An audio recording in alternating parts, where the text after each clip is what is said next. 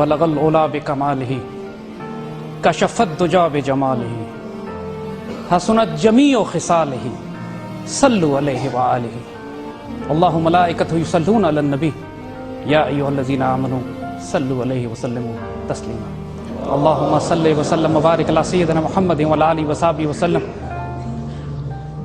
جب میرے آقا اپنے کسی امتی پر خاص الخاص کرم فرماتے ہیں، جب میرے آقا اپنے کسی امتی کو اپنے قریب کرتے ہیں، جب میرے آقا جب یہ فیصلہ فرما دیتے ہیں کہ اس کو انبیاء صدیقین شہداء اور صالحین میں شامل کیا جائے گا، جب میرے آقا اپنی امتی پر احسان فرماتے ہیں تو اس کو عشق رسول عطا فرماتے ہیں۔ میرے ساتھیو ایک بات یاد رکھیے گا، عشق رسول کمایا نہیں جاتا، عشق رسول دربار نبوی کی عطا ہے۔ عشق رسول اس کو عطا کیا جاتا ہے جو ادب اور خدمت کی انتہا پر پہنچتا ہے۔ ادب پہلا قرینہ ہے محبت کے قرینوں میں، بے ادب کے نصیب میں کچھ بھی نہیں۔ اور یہ یاد رکھیے گا کہ عشق رسول کی اداؤں پر نہ تو کوئی تنقید ہے، نہ ان کی تقلید ہے، نہ ان پر کوئی فتویٰ ہے، نہ ان کی کوئی انتہا ہے۔ کسی فقہ کی کتاب میں نہیں لکھا ہوتا، کسی فتووں کی کتاب میں نہیں لکھا ہوتا کہ عاشق رسول کو عشق رسول کا اظہار کس طرح کرنا ہے۔ غزوہ احد کے موقع پر میرے آقا کے دندان مبارک شہید ہوتے ہیں، سیدنا اویس قرنی اپنے تمام دندان شہید کر لیتے ہیں۔ یہ فقہ کا مسئلہ نہیں، یہ عشق رسول کی بات ہے، اس پر فتوے نہیں، نہ اس کی تقلید ہے۔ سیدنا ابوبکر، سیدنا عمر، سیدنا عثمان، سیدنا علی، آپ نے اپنے دندان مبارک شہید نہیں کیے۔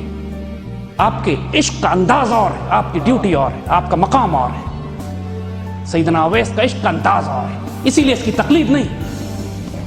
ہر عاشق اپنی جگہ جو اس کو عطا فرماتے ہیں میرے آقا، اس کے مطابق اپنے عشق کا اظہار کرتا ہے۔ ایک صحابی نے میرے آقا صلی اللہ علیہ وسلم کو دیکھا، زندگی میں ایک بار دیکھا، اب کالی کملی اوڑھے ہوئے، سردیوں کے دن، اس کے بعد وہ صحابی دوبارہ حضور سے ملاقات نہیں فرماتے، لیکن ساری زندگی کالی کمری اوڑھے رہے کہ میں نے اپنے آقا کو اسی انداز میں دیکھا۔ ایک صحابی میرے آقا سے ملے، گرمیوں کے دن تھے، میرے آقا نے اپنی قمیض کے تکمے کھولے ہوئے تھے۔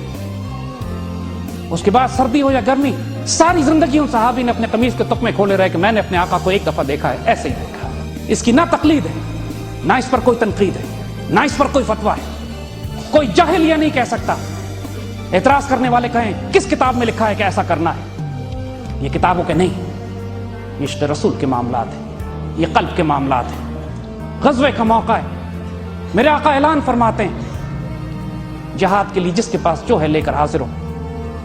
ایک مسلمان صحابیہ آنسوؤں سے روتی ہیں، کچھ بھی نہیں پاس اپنے، لیکن پیچھے بھی نہیں رہنا چاہتی، میرے آقا کے پاس حاضر ہوتی ہیں، اپنا دودھ پیتا بچہ لے کر آتی ہیں۔ سیدی پوچھتے ہیں اس کا میں کیا کروں گا؟ فرماتے میرے آقا میرے پاس کچھ بھی نہیں، جب آپ کی پور تیروں کی بارش ہو تو اس بچے کو آگے کر دیجیے گا، تیر اس کو لگیں گے، آپ کے وجود مبارک پر تیر نہیں پہنچے گا۔ یہ عشق رسول ہے، یہ عشق رسول کی ادائیں ہیں جن کی نہ کوئی انتہا ہے، جن پر نہ کوئی تنقید ہے، جن کی نہ کوئی تقلید ہے، جن پر نہ کوئی فتوے ہیں۔ امام مالک فقہ کے اتنے بڑے امام، مالکی فقہ آپ سے چلتا ہے، مدینہ منورہ میں کبھی جوتے نہیں پہنے کہ میرے آقا یہاں پہ، کبھی گھوڑے پہ سواری پہ سوار نہیں ہوئے مدینے میں کہ میرے آقا صلی اللہ علیہ وسلم یہاں پر چلتے پھرتے۔ یہ ادب کے معاملات ہیں، یہ عشق رسول کے معاملات ہیں۔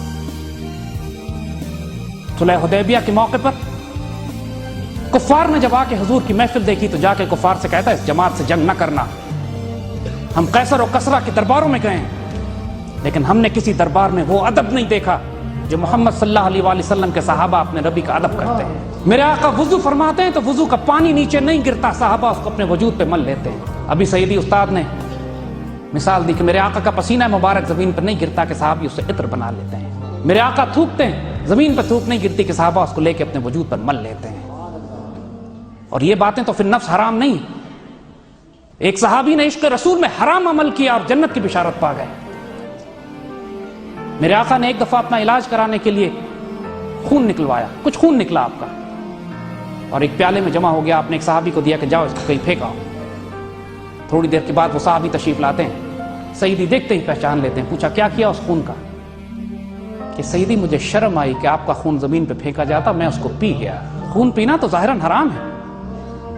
اب سیدی نے کیا فرمایا؟ سیدی فرماتے ہیں اب جس وجود میں میرا خون شامل ہو گیا اس پہ جہنم کی آگ حرام ہے۔